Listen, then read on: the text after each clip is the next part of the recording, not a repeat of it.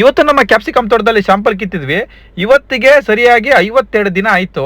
ಇನ್ನೂ ಒಂದು 3 ದಿನ ಇರಬೇಕಾಗಿತ್ತು ಅಂತ ಹೇಳೋದು ಮಾರ್ಕೆಟ್ ಹೋದ್ಮೇಲೆ. ಬಟ್ ಕಾಯಿಗಳು ದಪ್ಪ ಇದ್ದ ಕಾರಣ ನಾವು ಕಿತ್ತು ಬಿಡೋಣ ಅಂತ ಹೇಳ್ಬಿಟ್ಟು ಕೀಳ್ತಾ ಇದ್ವಿ. ನಾವು ನೀರೋದು ಬಂದ್ಬಿಟ್ಟು ಸಿಂಜೆಂಟಾ ಕಂಪನಿಯ ಇಂಟ್ರೂಡರ್ ಅಂದ್ಬಿಟ್ಟು ಈ ಒಂದು ಸಸಿ ಬಂದ್ಬಿಟ್ಟು 2.80 3 ರೂಪಾಯಿಗೆ ಸಿಗುತ್ತೆ. ನಾವು ಬಂದ್ಬಿಟ್ಟು ಒಂದು 14,000 ಗಿಡ ಉಣಿದಿರೆ ಒಂದು ಕಾಲ ಎಕರೆಯಲ್ಲಿ ಜಿಗ್ಜಾಕ್ ಡಬಲ್ ಉಣಿರೋದು. ಇನ್ನು ಕಾಯಿ ಕ್ವಾಲಿಟಿ ವಿಚಾರಕ್ಕೆ ಬರೋದ್ರೆ ನೋಡಿ ಈ ತರ ಇದೆ. ಕಾಯಿ ಫ್ರೂಟ್ ಸೆಟ್ಟಿಂಗ್ ಎಲ್ಲ ಚೆನ್ನಾಗಿದೆ.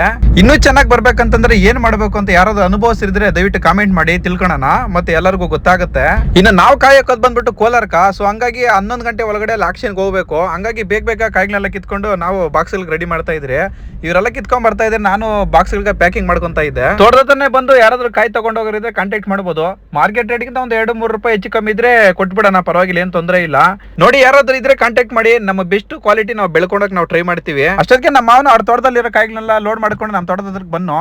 ಸೊ ಹಂಗಾಗಿ ಎಲ್ಲ ಲೋಡ್ ಮಾಡ್ಕೊಂಡು ನಾವಾಗಿದ್ದೆ ಕೋಲಾರ ಮಾರ್ಕೆಟ್ ಕಡೆ. ನಾವೇನಾದ್ರೂ ಹೋಗೋದು ಲೇಟ್ ಆಗ್ಬಿಟ್ರೆ ತುಂಬಾ ತೊಂದರೆ ಆಗ್ತದೆ. ಒಂದು ಟ್ರಾಫಿಕ್ ಸಮಸ್ಯೆ, ಇನ್ನೊಂದು ಬಂದ್ಬಿಟ್ಟು ಆಕ್ಷನ್ ಮುಗಿದೋಗ್ಬಿಡ್ತದೆ. ಹಂಗಾಗಿ ಬೇಗ ಹೋಗ್ಬೇಕು. ನೋಡಿ ಹೋಗೋಷ್ಟೊತ್ತಲ್ಲಿ ಟ್ರಾಫಿಕ್ ತುಂಬಾ ಹೋಗ್ಬಿಟ್ಟಿತ್ತು, ತುಂಬಾ ಅನಾನುಕೂಲ ಅಲ್ಲಿ. ಹಂಗೂ ಮಾಡಿ ಕೊನೆಗೂ ಆಕ್ಷನ್ಗೆ ಹೋದ್ರಿ. ಹೋಗಿ ನಮ್ಮ ಬಾಕ್ಸ್ ಓಪನ್ ಮಾಡ್ಬಿಟ್ಟು ಆಕ್ಷನ್ಗೆ ಇಟ್ರು.